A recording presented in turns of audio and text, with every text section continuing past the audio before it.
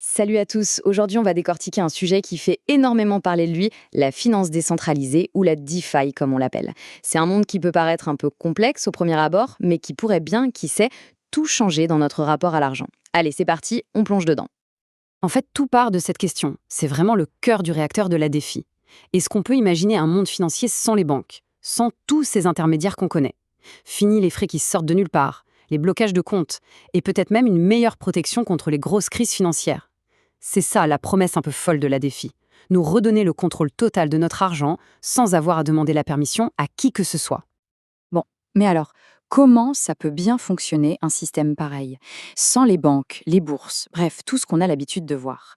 Pour piger ça, il faut soulever le capot et regarder la mécanique qui fait tourner le moteur.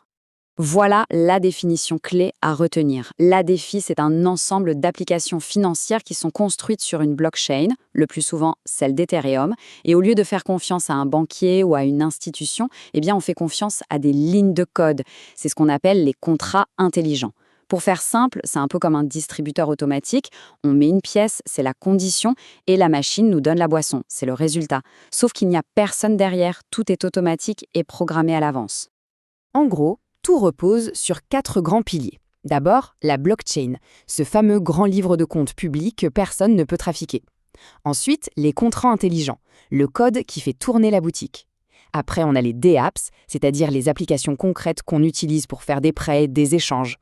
Et enfin, le peer-to-peer, qui veut dire que les transactions se font directement d'une personne à une autre, sans personne au milieu pour prendre sa commission ou donner son avis.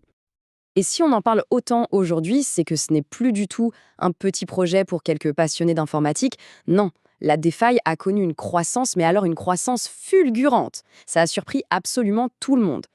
Pour vous donner une idée, fin 2020, il y avait déjà 11 milliards de dollars bloqués dans les différents protocoles de la DeFi. C'était déjà un chiffre énorme pour un secteur qui était encore tout jeune. Et là, attention, à peine 2 ans plus tard, ce chiffre n'a pas doublé ni triplé, il a été multiplié par 10. On est passé à 109 milliards de dollars. C'est juste dingue et ça montre bien l'engouement incroyable pour ces nouveaux services. Et cette explosion, ce n'est pas qu'une histoire d'argent. C'est aussi une explosion du nombre de personnes qui s'y sont mises. On est passé de 300 000 utilisateurs en 2020 à quasiment 5 millions en 2022. C'est un vrai mouvement de fond qui s'est enclenché. Bon, à cette théorie, voyons un peu ce que ça donne dans la vie de tous les jours. Comment ces applications remplacent-elles concrètement les services d'une banque classique? Prenons le cas d'un prêt. Traditionnellement, on va à la banque, on remplit des tonnes de paperasse, on attend des jours, voire des semaines, c'est lent, c'est lourd. Dans la DeFi, avec une application comme Aave, tout est géré par un contrat intelligent. On dépose une crypto en garantie et hop, on peut emprunter quasi instantanément. Pas de dossier, pas de banquier à convaincre, c'est une approche radicalement différente. Un autre exemple qui a tout changé, ce sont les plateformes d'échange. Uniswap, par exemple, c'est ce qu'on appelle un DEX, un échange décentralisé. Imaginez une sorte de place de marché mondiale ouverte 24 heures sur 24, où n'importe qui peut échanger des centaines d'actifs numériques sans passer par un opérateur de marché centralisé. Et l'utilisation est super simple.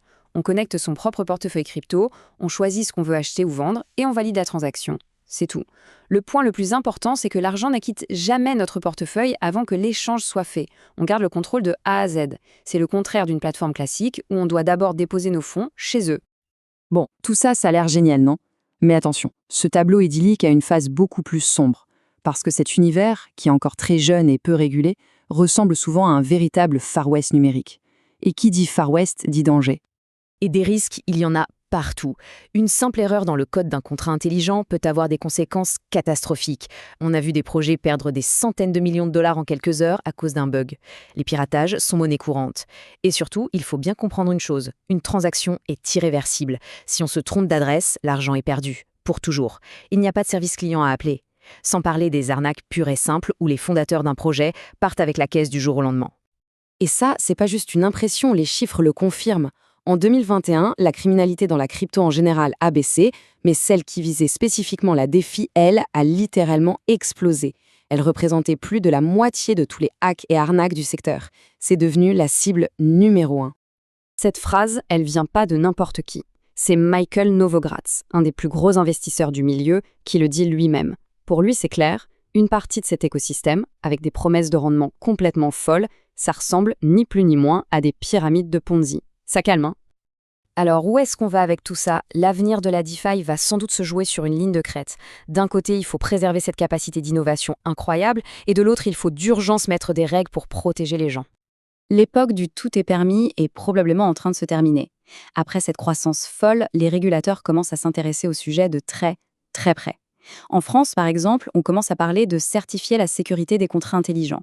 Et au niveau européen, un futur règlement, baptisé MiCA 2, pourrait venir mettre de l'ordre dans tout ça. Donc, au résumé, la DeFi, c'est vraiment une pièce à deux faces. D'un côté, on a la promesse d'une finance plus ouverte, plus transparente, accessible à tout le monde, avec moins de frais et qui innove à une vitesse folle.